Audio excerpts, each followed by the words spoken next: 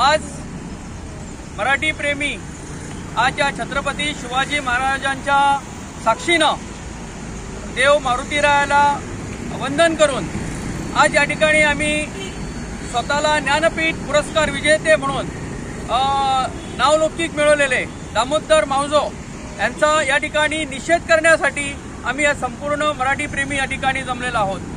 स्वतःला ज्ञानपीठ पुरस्कार विजेता म्हणणाऱ्यांना मराठीचं अस्तित्व या गोमंतक भूमीत काय आहे याची माहिती नसावी याच्यासारखं दुर्दैव नाही। मराठीला राज्यभाषेच्या कायद्यातून दूर करावं अशी ज्यांची जी मागणी आहे ती मागणी सुद्धा त्यांना मराठी वर्तमानपत्राच्या माध्यमातून करावी लागली।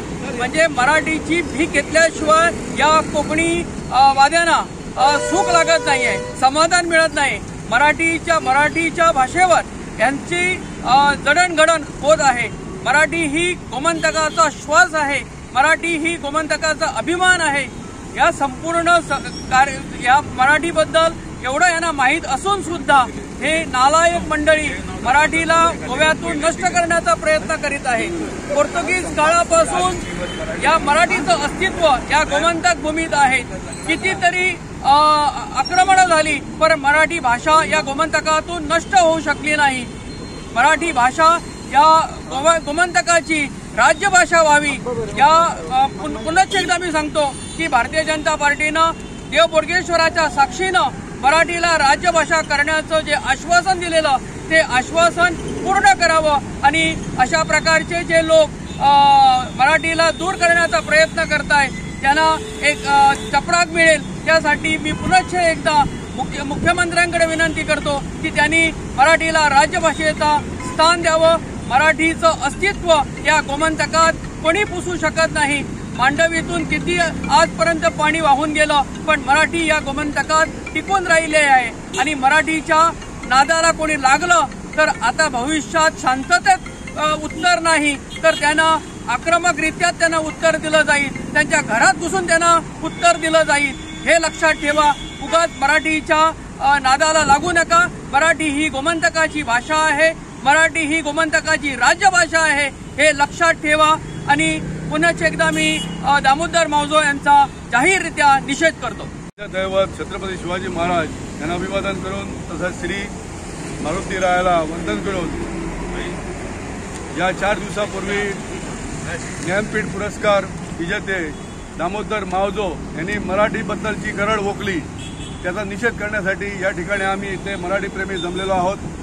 मित्र हो, पोर्तुगीज काळामध्ये सुद्धा मराठीची अस्मिता अबाधित राहिली आणि आज जे ज्ञानपीठ पुरस्कार प्राप्त झालेले दामोदर मावजो यांचं सुद्धा शिक्षण प्राथमिक शिक्षण हे मराठी भाषेतूनच झालं आणि म्हणूनच त्यांना ते ज्ञानपीठ पुरस्कार मिळालेला आहे। आणि त्याच्यासाठी या मराठी भाषेचे जे वैभव आहे हे किती श्रेष्ठ आहे।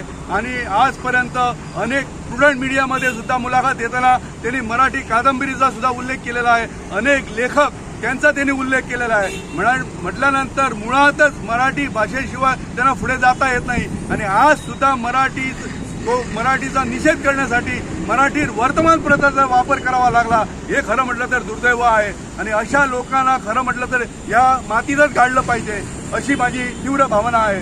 आणि यासाठी सर्वप्रथम मी गोव्याचे मुख्यमंत्री आदरणीय प्रमोद सावंत यांचं मी अभिनंदन करतो कारण त्यांनी मराठीचा व्यवहार मराठीमध्ये करायला पाहिजे हा संपूर्ण खात्यांना त्यांनी निर्देश दिलेले आहेत। आणि तसंच मराठी शाळा ज्या बंद पडलेल्या आहेत ते पुनश्च चालू करणार हे त्यांनी आश्वासन संपूर्ण गोमंतक मराठी प्रेमींना दिलेलं आहे, त्यासाठी त्यांचं अभिनंदन। आणि अशी जी अवलाद या गोमंतकामध्ये अजूनही शिल्लक आहेत यांचा खरं म्हटलं तर या ठिकाणी नायनाट केला पाहिजे। आणि मी या ठिकाणी संपूर्ण म्हापशाच्या वतीने आणि संपूर्ण गोव्याच्या वतीने दामोदर मावजो यांचं मी या ठिकाणी निषेध करतो। धन्यवाद। आपल्याला एकदा या मराठी द्वेष्ट्यांविरुद्ध उभं राहावं लागत आहे। सुरुवातीला ज्यांच्या मनात ज्यांच्या हृदयात मराठीबद्दल कपट आहे अशी गोव्यातली मूठभर सारस्वत समाजाची माणसं, ज्या माणसांनी मराठीचा प्रत्येक वेळी संधी मिळते त्यावेळी अपमान केलेला आहे। रवींद्र केळेकर यांनी त्यावेळी सांगितलं होतं मराठीवाद्यांना ताडा लावा म्हणून, आणि त्याच्यानंतर विजय सरदेसाई पवित्र अशा विधानसभेत मराठीचा अवमान करत आहेत आणि त्यानंतर हा कपट कारस्थानी दामोदर मावजो मराठीबद्दल बोलतोय। मी एकच सांगतो, मावजोनी काय सांगितलं की राज्यभाषेच्या कायद्यात दुरुस्ती करा, राज्यभाषेच्या कायद्यात दुरुस्ती करा, हे मावजोंचं म्हणणं आहे। माझं म्हणणं आहे जरूर दुरुस्ती करा, पण ती राज्यभाषेच्या कायद्यात नव्हे, मावजोंच्या डोक्यामध्ये जो कपट कारस्थान मेंदू आहे, त्या मेंदूची कीड आहे, जी वळवळणारी कीड आहे मराठी द्वेषाची, ती काढण्यासाठी मावजोंच्या डोक्याचं ऑपरेशन, मावजोंच्या डोक्याची दुरुस्ती करणं गरजेचं आहे। म्हणून ही दुरुस्ती व्हायलाच पाहिजे, परंतु मावजोंच्या डोक्यातील मेंदूची दुरुस्ती व्हायला पाहिजे। एक लक्षात ठेवा, मावजो काय म्हणतायत की कोकणीला माझा विरोध नाही, कोकणी भाषेला माझा विरोध नाहीये। मी एक स्पष्ट पत्रकार बंधूंना सांगू शकतो, कोकणी ही माझी बोली आहे। मी इथं अभिमानाने सांगतो, कोकणी माझी बोली आहे, परंतु कोकणी ही माझी भाषा नाही। ज्यावेळी कुठचीही बोली समृद्ध होते, त्यानंतर त्या बोलीचं रूपांतर भाषेत होतं। कोकणी ही बोली आहे आणि ती समृद्ध झाली आणि म्हणूनच त्याचं भाषेत रूपांतर झालेलं आहे आणि म्हणूनच कोकणी ही कायमस्वरूपी बोली राहणार नाहीये, राहणारच आहे, ती भाषा होऊ शकत नाही। आणि याचे प्रयत्न कोकणी राज्यभाषा लादल्यानंतर अजूनपर्यंत हे कोकणीवादी तळमळतायत, तडफडतायत, वळवळतायत, एखाद्या विषारी सर्पासारखे वळवळतायत। कशासाठी? तर कोकणी आमची वाढत नाही। सुरुवातीला काही काळ राष्ट्रमतनं आठवड्यातनं एकदा कोकणी पेपर काढायचा, त्यानं बघितलं उगाच पैसे खर्च करून काय फायदा नाही, कोकणी पेपर कोणी कुत्राही वाचत नाही। त्याच्या प्रांत आला, त्याच्यानंतर आणि काही पेपर आले, त्यांनी प्रयत्न केले, तरी कोकणी सावरू शकत नाही, जिवंत राहू शकत नाही, ती मृतावस्थेतच आहे। आणि हे सर्व असताना ज्या कोकणी आंदोलनात हेराल्डनं भाग घेतला होता, खऱ्या अर्थानं हेराल्डनं कोकणीवाद्यांना वर काढलं, कोकणीचं जास्त आक्रमण सुरू केलं, हे हेराल्ड या दैनिकानं, दुर्दैवानं म्हणा किंवा सुदैवानं म्हणा, आज ह्या हेराल्डला दैनिक मराठीत हेराल्ड काढावा लागतोय। ही लक्षात ठेवा, ही सगळ्या गोष्टी मला एक समजत नाही की दामोदर मावजोंना ज्ञानपीठ पुरस्कार कसा दिला गेला।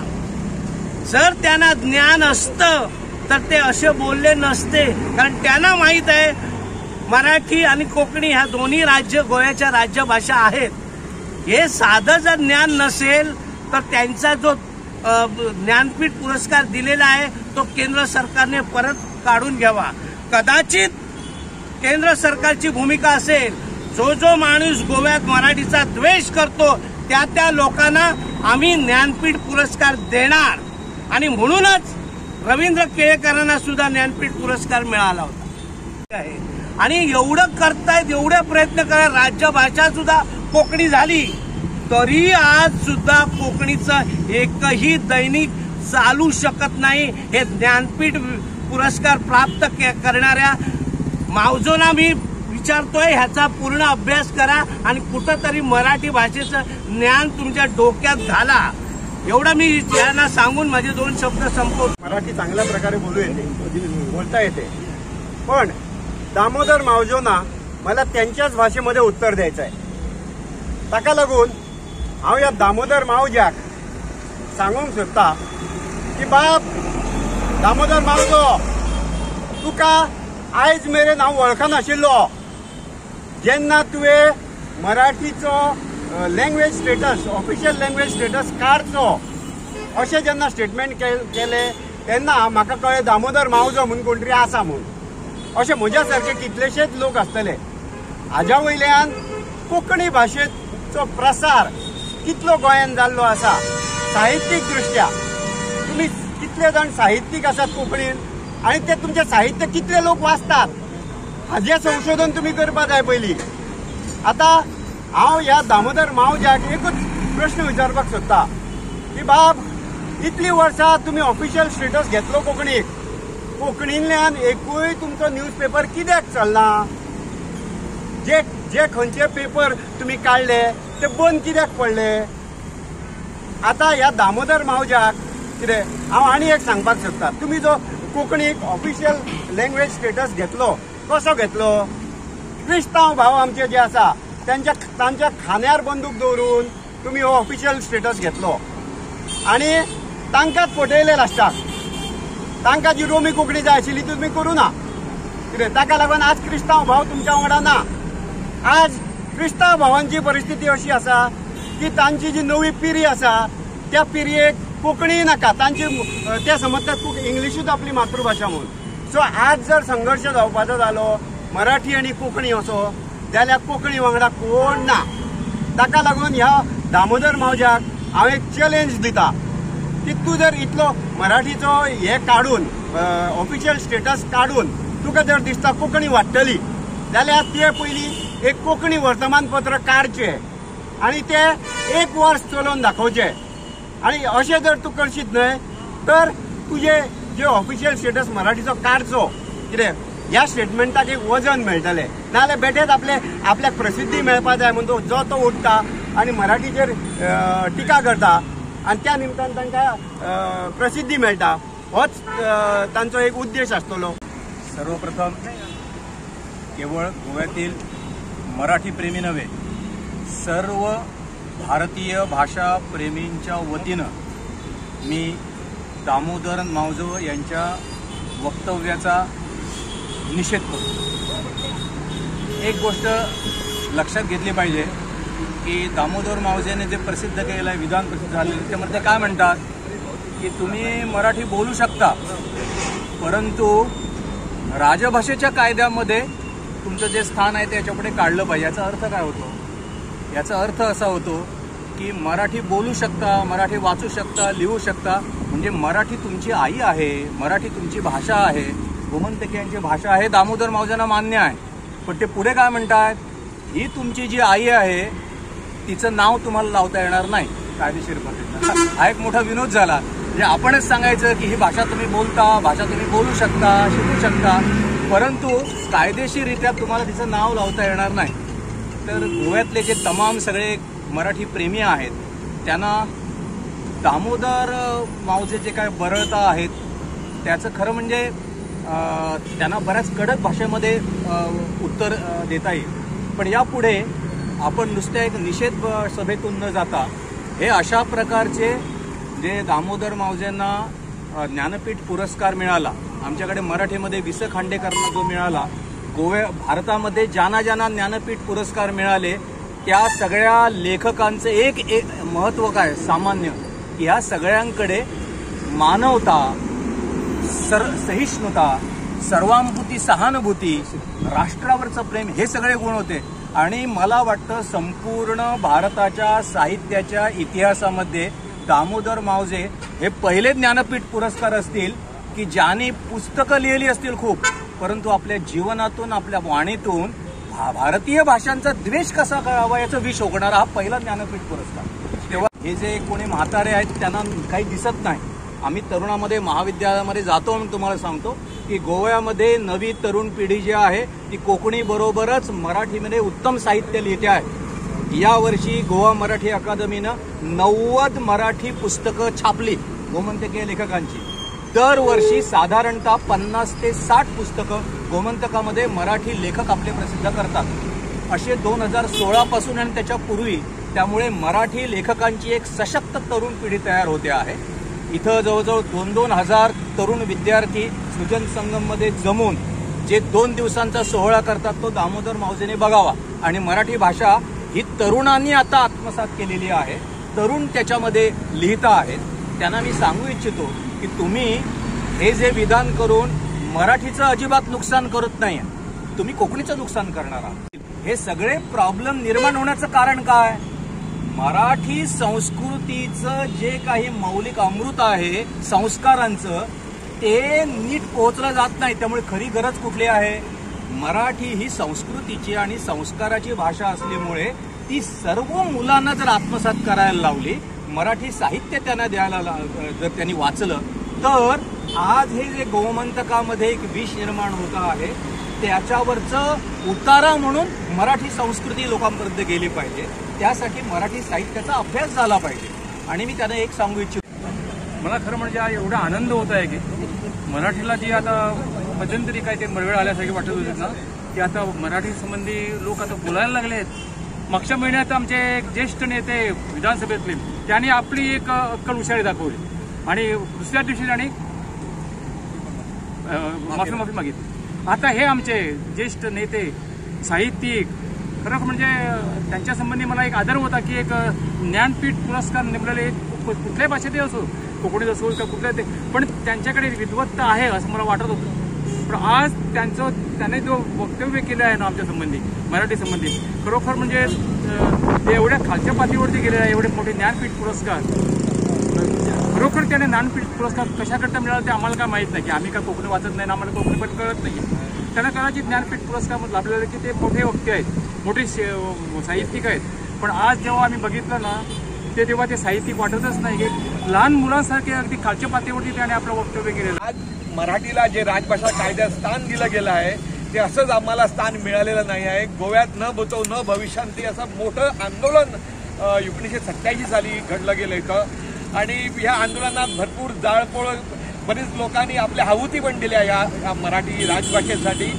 तर आज ह्या दामोदर मावजे ज्याचं शिक्षण मराठीत झालं, तो गेल्या वर्षीच्या अखिल भारतीय मराठी साहित्य संमेलनाचा हा प्रमुख पाहुणे होता आणि ह्या मावजेने मराठी नको, राजभाषा कायद्यात मराठी नको हे अत्यंत दुर्दैवी असं त्याने वक्तव्य केलं आहे. त्या वक्तव्याचा आम्ही निषेध करतो. पाठीशी बोडगेश्वर आहे. गोव्यात मराठी किती लोकांना पाहिजे आहे हे जर दामोदर मावजे यांना माहीत असतं तर त्यांनी असं विधान केलं नसतं. ते ज्ञानपीठ पुरस्कार प्राप्त झालेले एक साहित्यिक आहेत, परंतु त्यांनी हे गरव ओळखून आपल्या मनात किती मराठीबद्दल किती दुष्ट भावना आहे हे दाखवून दिलं आहे. मराठीचा कोकणीचा उदो ज्यांनी केला त्याच्यापैकी केवळ थोडे लोक कोकणीच्या जीवावर पोट भरतायत, अगदी थोडे लोक, आणि मराठी त्यांच्या पाठीशी उभी आहे खंबीरपणे. म्हणून आज ते साहित्यिक होत आहेत, लेखक होत आहेत, हे मावजोंनी लक्षात घ्यावं. त्यांच्या वक्तव्याचा मी आज निषेध करतो आणि आजच्या मराठी तरुणांना विनंती करतो की मराठीसाठी तुम्ही योगदान द्यावं, मराठीचा अभ्यास करावा. तसं आमचे मराठी भाषेचा मराठी भाषेचा दामोदर मावजेंचा दामोदर मावजेंचा